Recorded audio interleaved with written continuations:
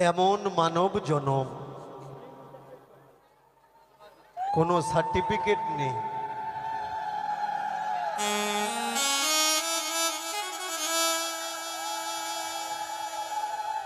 যে আর হবে। এমনও মানব জনম আর হবে না, বারে বারে আর আশা হবে না। ঠাকুর রামকৃষ্ণ বলেছেন, এসেছো যখন একটা দাগ কাটো, তোমার পরের মানুষগুলো যাতে ওই দাগ দেখে চিনতে পারে এই দাগটা কার। এবার প্রত্যেকের উপরে নির্ভর করবে দাগটা কলঙ্কের হবে নাকি সুনামের হবে। সেই দাগটা দেখে পরের জেনারেশন তাকে গালাগালি করবে নাকি তার নাম নিয়ে প্রণাম করবে। জন্ম হোক যত্রতত্র, কর্ম হোক ভালো। আমরা কখনো কখনো নিজের জন্য করি, কখনো কখনো ঘরের জন্য করি, গ্রামের জন্য করি। আজকের এক ছেলে এসেছিল, কান্নাকাটি করছিল, বলছিল বাবা গ্রামে একদম কোণঠাসা হয়ে গেছি, আমাকে সবাই গালাগালি করে, কেউ আমার কথা শোনে না, দুচ্ছা বলে। আমি ওকে বললাম যে বাবা শোনো, যখন তুমি তোমার জন্য তোমার পরিবারের জন্য করবে তখন তোমাকে কেউ কিচ্ছু বলবে না। তোমাকে গালাগালি মানুষ তখন করবে যখন তুমি মানুষের জন্য কিছু করবে, তার আগে গালাগালি করবে না। তুমি চুরি করছো, ডাকাতি করছো, নিজের সংসারের জন্য করছো, তোমাকে কেউ কিচ্ছু বলবে না। কিন্তু গ্রামে খিচুড়ি প্রসাদ বা কোনো যজ্ঞের জন্য টাকা কালেকশন করো, মানুষ বলবে ওরা ব্যবসা খুলেছে। কেন কি তুমি সকলের জন্য করতে চাচ্ছ তাই।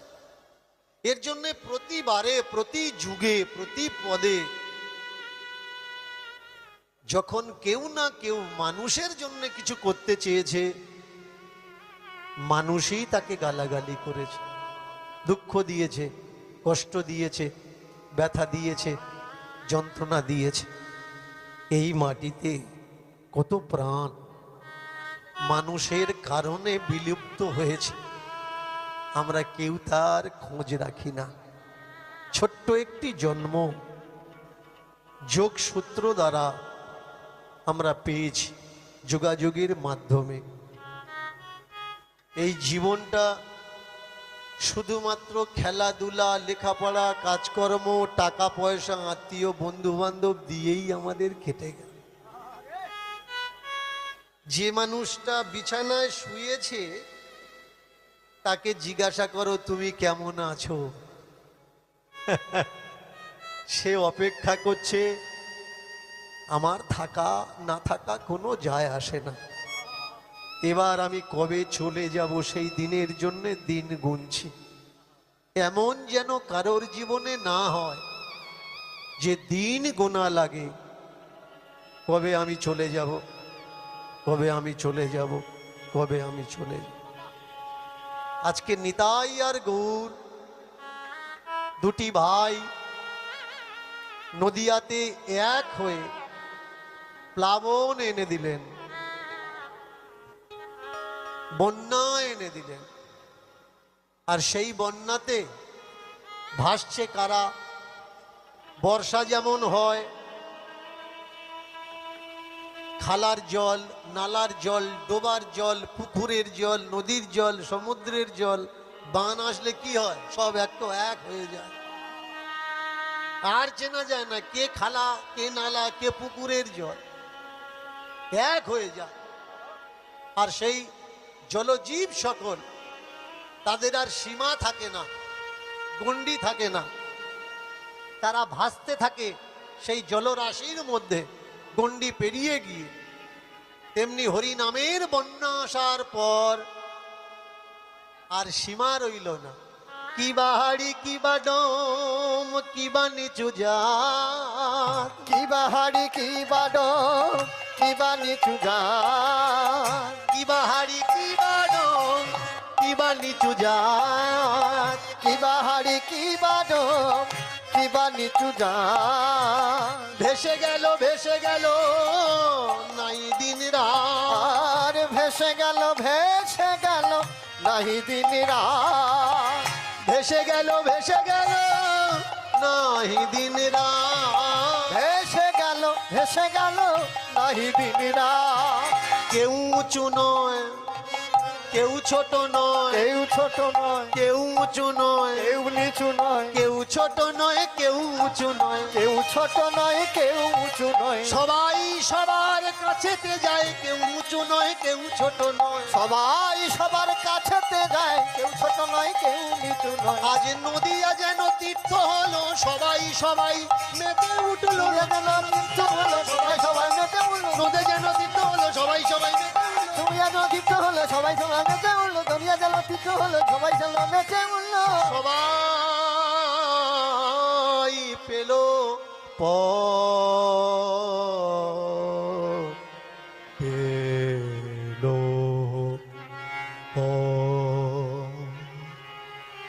আজকের গত বছর যখন এখানে প্রোগ্রাম করতে এসেছিলাম, আমেরিকার থেকে এক ডাক্তার পরিবার এসেছিলেন এখানে আমার সঙ্গে দেখা করার জন্য। প্রতি বছর কেউ না কেউ আসে, বিশেষ কেউ। এবছরও এসেছেন। এমন একজন মানুষ এসেছেন আজকের এই সোনারপুর দিয়াড়া ঘোষপাড়াতে, রবীন্দ্রনাথের ভাইজি, ছোট ভাইজি দেখা করতে এসেছিলেন।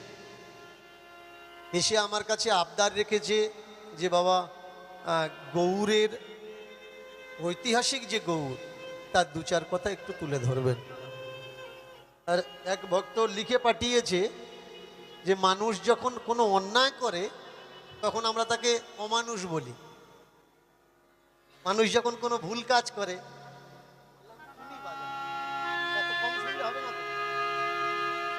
তাহলে মানুষের ডেফিনেশন কি? মানুষ অমানুষ বলছে এটা জানি যে অমানুষ, কিন্তু মানুষের ডেফিনেশন কি? তাই তো যে চিরকুটটা দিয়েছে আছে তো এখানে। আচ্ছা, মানুষ কি? এই ছোট্ট একটা কি লাগানো হয়েছে মানুষের পরে। কি মিন্স চাবি। এই ছোট্ট কিটা এমন একটা চাবি, সেটা বিশাল বড় অট্টালিকার দরজাও খুলতে পারে, আবার খাজানার সিন্ধুকের দরজাও তালাও খুলতে পারে। কি এই কি বড় ভয়ঙ্কর। মানুষের ডেফিনেশন শুনুন। আমরা জানি ইন্দ্র জল দেয়, ইন্দ্র বর্ষা দেয়, বিদ্যুৎও দেয়। আর যারা ইন্দ্রকে ভালোবাসে না, খেতে দেয় না, তাদের উপরে কোপ, বজ্রাঘাতও ফেলে, পক্ষপাত। এই ইন্দ্রের হাতে যে মূল শক্তি, যে পিঠের শিরদাঁড়ার হাড়, এটা কি? দধিচি। মন দিয়ে শুনবেন, দধিচির পিঠের শিরদাঁড়ার হাড়। এই দধিচির হাড় দিয়ে 8টা পাশ তৈরি হয়, 8টা পাশ, 8টা অস্ত্র। তার ভিতরে একটা অস্ত্র ইন্দ্রের হাতে। হঠাৎ ইন্দ্রের হাতে দধিচির হাড় এলো কেন? দেবতা দানবের যুদ্ধ সমাপ্ত হওয়ার পর অস্ত্রের আর দরকার নেই। দেবতাদের অস্ত্রগুলো রাখবে কোথায়? রেখে দিয়েছে দধিচির আশ্রমে। দধিচিকে দানবরাও ভালোবাসে, আবার দেবতারাও ভালোবাসে। এখন বহুকাল কেটে গেল, বহু যুগ কেটে গেল। অস্ত্রগুলো যে দেবতারা রেখেছে, দধিচি ভাবলেন আমার দায়িত্বে রেখেছে যখন, মাঝে মাঝে একটু লক্ষ্য দেওয়ার দরকার, ধুলো মাটি যাতে না পড়ে, একটু পরিষ্কার পরিচ্ছন্ন করে রাখার দরকার। বিশ্বাস করে যখন রেখেছে, উনি পরিষ্কার করতেন। কি দিয়ে পরিষ্কার করতেন? জল দিয়ে পরিষ্কার। আর জল দিয়ে যখন পরিষ্কার করতেন, দেখতেন তৈলাক্ত চর্ব পদার্থ সেই অস্ত্র থেকে বেরিয়ে যাচ্ছে। উনি চিন্তা করলেন, এর থেকে যে তৈলাক্ত পদার্থ বেরোচ্ছে, এটা ফেলে দেওয়া উচিত নয়। অস্ত্র থেকে বেরোচ্ছে মানে শক্তি, আর এটা যদি আমি পান করি তাহলে আমার শরীরটাও মজবুত হবে, বলশালী হবে। ব্যাস, সেই জল উনি পান করতেন, যতবার পরিষ্কার পরিচ্ছন্ন করতেন, রেণু করতেন অস্ত্রগুলো আর কি। ঠিক এমন সময় দেবতা দানবের আবার যুদ্ধ বাঁধল।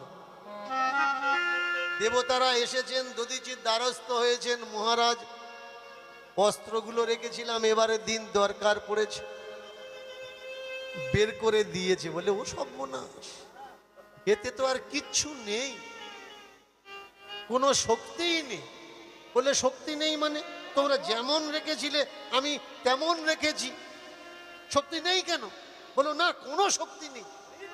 এর যে জেল্লা, এর যে চমক, এর যে বল, এর যে ক্ষমতা, তুমি কি করে খেয়াল রেখেছিলে? কেন জল দিয়ে ধুয়েছিলাম। সর্বনাশ, মুর্শিদাবাদের যুদ্ধের মতো। কামান তো আছে বিশাল বড়, কিন্তু বারুদে জল ঢেলে দিয়েছে। যুদ্ধ হবে? যুদ্ধ করব কি করে? এর শক্তি নেই। তুমি যে ধুয়েছ, তুমি ধোয়ার পরে ওই যে শক্তিগুলো সব খতম হয়ে গেছে। এর জন্যে আমরা তো আর মুখ দেখাতে পারছি না কারো কাছে, যাবো কোথায় হাতে অস্ত্র না থাকলে? দধিচি বললে তাহলে এখন করণীয়? বলে পান যখন তুমি করেছো, মানুষ যখন কোনো কিছু খায়, কয়েক ঘন্টার প্রসেসিংয়ে সেটা আস্তে আস্তে রক্ত, মাংস, মজ্জা, শক্তিতে রূপান্তরিত হয় কয়েক ঘন্টার প্রক্রিয়াতে। ওই শক্তি যখন তোমার মধ্যে গেছে, তাহলে তোমার হাড়ের মধ্যেও ওই শক্তি, হাড় মাসের মধ্যেও চলে গেছে। এখন এই অস্ত্র আর কাজে লাগবে না, তোমার অস্থি, তোমার হাড় দিয়ে অস্ত্র বানানো লাগবে। দধিচি বললেন ঠিক আছে, তাই হবে। ভালো করে শুনুন, মানুষের ডিফিনিশন কি? একে বলা হয় দধিচির আত্মত্যাগ। দধিচির আত্মত্যাগ নামক গ্রন্থটা পড়বেন, তাহলে বুঝতে পারবেন যে পরের উপকার করতে গিয়ে নিজের প্রাণ বিসর্জন দিয়ে হাড় পর্যন্ত দেবতাদের দান করা লেগেছে। মানুষ কাকে বলে? দুটো হাত আছে, পা আছে, চোখ আছে, নাক আছে? না, এটা মানুষের আকার, ওটা মানুষ নয়। মানুষ কি? দেখবেন ট্রেনে, ট্রামে, বাসে, অটোর পিছনে লেখা থাকে তোমার ব্যবহারই তোমার পরিচয়। মানুষের ডেফিনেশন কি? মানুষের কর্ম, মানুষের ব্যবহার, অন্যের প্রতি দয়া, দীনতা, দৈন্যতা, ত্যাগ, নিজের পরিবারকে রক্ষা, নিজের গ্রাম, নিজের দেশ, নিজের রাষ্ট্রের প্রতি কর্তব্য বর্তায়, তাকে মানুষ বলে। নদিয়া নবদ্বীপের তীরে দুজনে তাকিয়ে দেখলেন, জাত জাত করে একেবারে দেশটা সর্বনাশ করে দিচ্ছে। যারা জীবনে মাঠে গিয়ে কাজ করে না,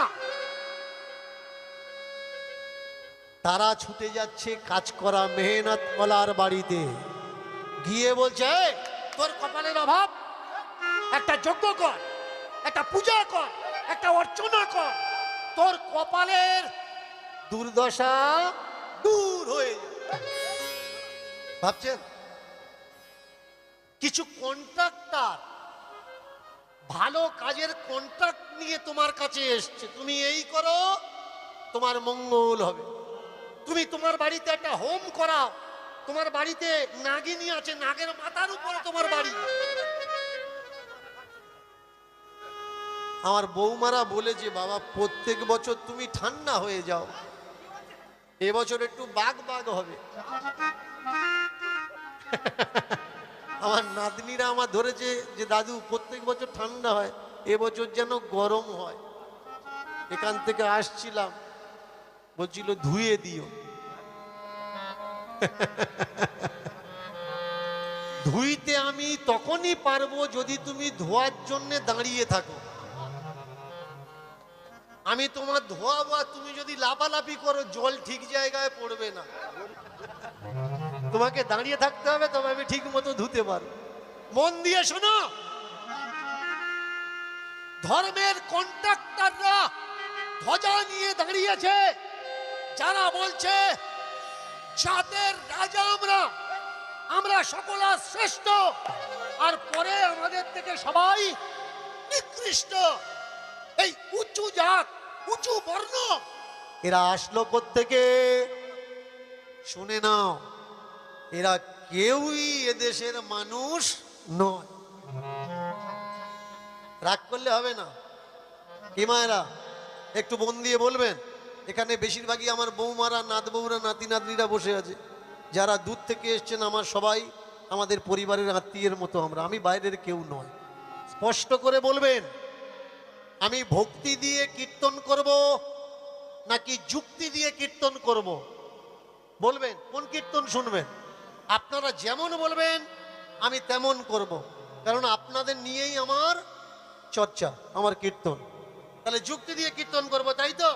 এবার বলুন, মিথ্যা শুনবেন নাকি সত্যি শুনবেন? সত্য শুনবেন। সত্য বড় কঠোর হয়, বড় যন্ত্রণা হয়, বড় লজ্জার হয়, স্বীকার করা কঠিন হয়।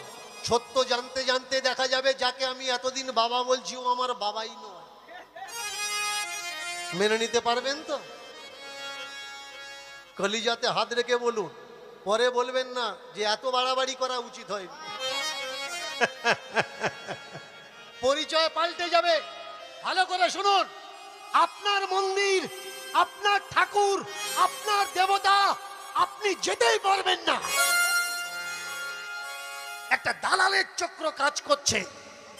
আপনার আর আপনার ঠাকুরের মাঝখানে পরছাই হয়ে দাঁড়িয়ে আছে, পর্দা হয়ে দাঁড়িয়ে আছে। আপনি যেতে গেলে ওখানে প্রণামী দেওয়া লাগবে। যেমন করে বাসে উঠতে গেলে টিকিট লাগে, কাউন্টার থেকে কাটা লাগে, ট্রেনে উঠতে গেলে টিকিট কাটা লাগে, নৌকায় উঠতে গেলে কড়ি দেওয়া লাগে, ঠিক তেমনি আপনি যাকে ভালোবাসেন সেই দেবতা পর্যন্ত পৌঁছাবেন, আপনাকে টিকিট কাটা লাগবে, তবে আপনি ঢুকতে পারবেন। তবে আপনার দেবতা, আপনি কিছু বলতে পারবেন না। খাবার নিয়ে গিয়ে বলা লাগবে, বাবা আমার নামে দাও, আমার নামে দাও। যে কোনো এনি তীর্থে গিয়ে দেখে নেবেন, ঝুড়ি নিয়ে দাঁড়িয়ে আছে। বলুন তো, তীর্থে সব জিনিস টাকা দিয়ে পাওয়া যায়, একটা জিনিস ফ্রিতে হয়। বলুন, বলতে পারবেন কেউ? তীর্থে ফ্রিতে কোন জিনিস পাওয়া যায় বলতে পারবেন? জুতো রাখাটা ফ্রি। যার দোকান থেকে ফুল নেবেন, যার দোকান থেকে ফুল কিনবেন, ফুলের সঙ্গে জুতো ফ্রি।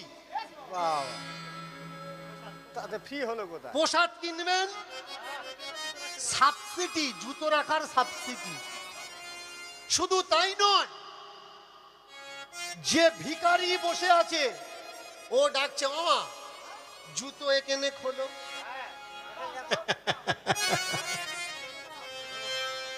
কেন তুমি জুতো যেখানে সেখানে খুলতে চাচ্ছ না? কেন খুলতে চাচ্ছ না? খুলে রাখবো যদি নিয়ে চলে যায়। যেখানে গেলে জুতো চুরি, সেখানে কি আর থাকে হরি? যেখানে গেলে উলুধ্বনি, উলুধ্বনি। সেখানে কি আর থাকে হরি? যেখানে গেলে জুতো চুরি, সেখানে কি আর থাকে হরি? যেখানে গেলে জুতো চুরি, সেখানে কি থাকে হরি? যেথায় গেলে জুতো চুরি, জুতো চুরি, জুতো চুরি। যেথায় গেলে জুতো চুরি, জুতো চুরি, জুতো চুরি। যেথায় গেলে জুতো চুরি, সেথায় কি আর থাকে হরি? যেথায় গেলে জুতো চুরি, সেথায় কি আর থাকে হরি? ও ভাই, সেটা হরি থাকে না, সেটা হরি থাকে না, সেটা হরি থাকে না, সেটা হরি থাকে না, ভাই সেটা হরি থাকে না, সেটা হরি থাকে না। ভাই সেটা হরি থাকে না, সেটা হরি থাকে না। যেটা তোমার নিজের জিনিস নিজের না, জামাও নিজের না, জুতোও নিজের না, ফুল ফল তোমার না, যে হরির দুয়ারে করবে প্রার্থনা ও হরিও তোমার না। ওই হরিটা কোনো দালালের, যে শব্দটা আমরা ব্যবহার করলাম দালাল, ঘৃণিত শব্দে নেবেন না। দালান মিন্স যে যোগাযোগ করিয়ে দেওয়ার মাধ্যম। ওই হরিটা তোমার না।